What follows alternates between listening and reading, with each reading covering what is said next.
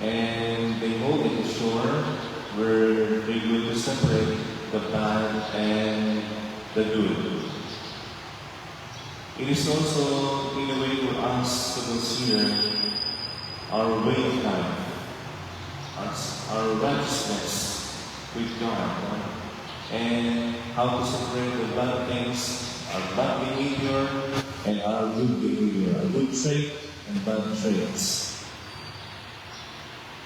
All of us actually have this kind of what we call the bad traits, that is like what we have just read and heard yesterday about the weeds and the wheat.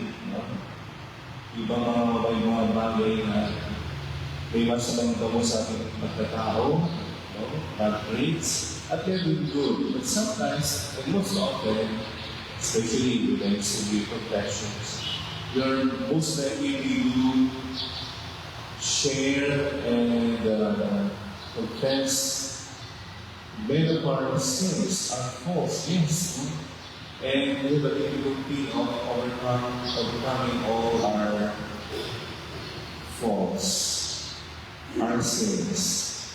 And sometimes they're hard to recover. But sometimes we also forgive ourselves and allowing God to heal our woundedness. Because it's true, God will judge us at the very end of age. When time comes.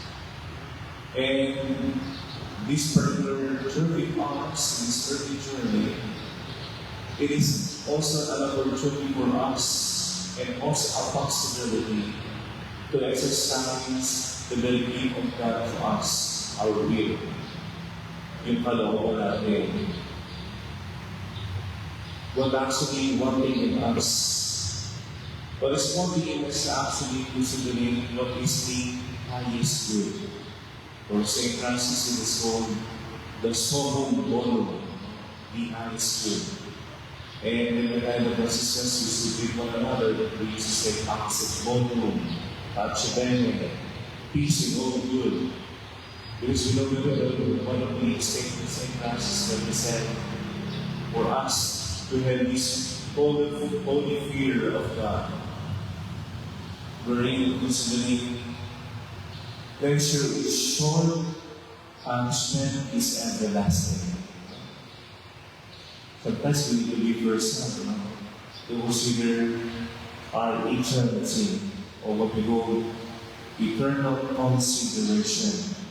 Because most likely while we are still happy, everything is doing fine, everything's good, but when time comes we got sick, or we get some troubles in life, that's the only time we come to our consciousness to consider good things. And we used to come to the church at the foot of the altar. Lord, help me out. Lord, heal me. Lord, free me.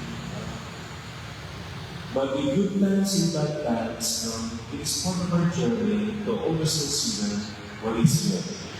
But of course, many times, when we lose our focus on Christ, we lose our ways. Remember, we be cleansed by the passion and death and resurrection of Jesus, in order for us to be shielded by His grace and to consider what is actually righteous and holy before God. It is certain the time will come,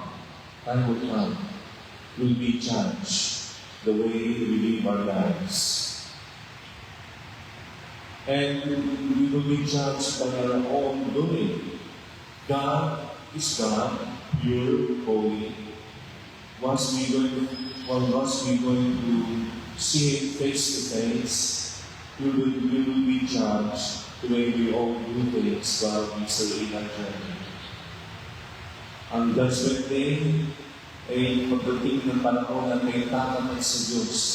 He will not say anything, but once we in front of God, God will not say anything. We will be judged the way we live our lives. As long tayo nabubuhay pa, pagsumikapan, no? There's time to do good.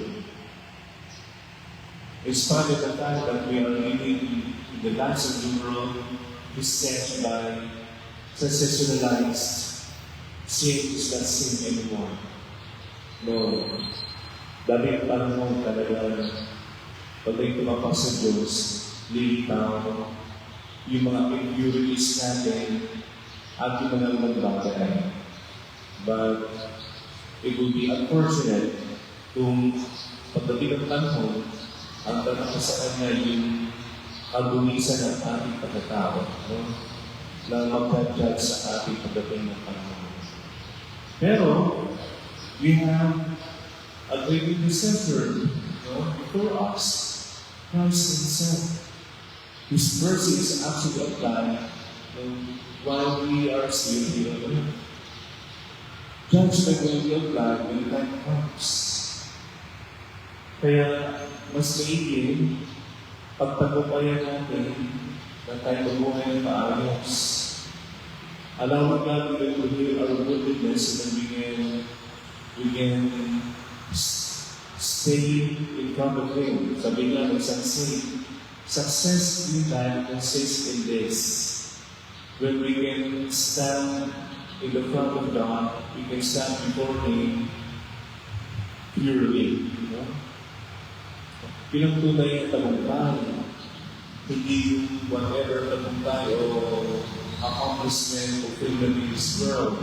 But through fulfillment, when time comes, pag tayo ay kaya natin tumayo na walang bakit doon sa atin ng Diyos without shame before God. True success consists when we can stand for God without shame.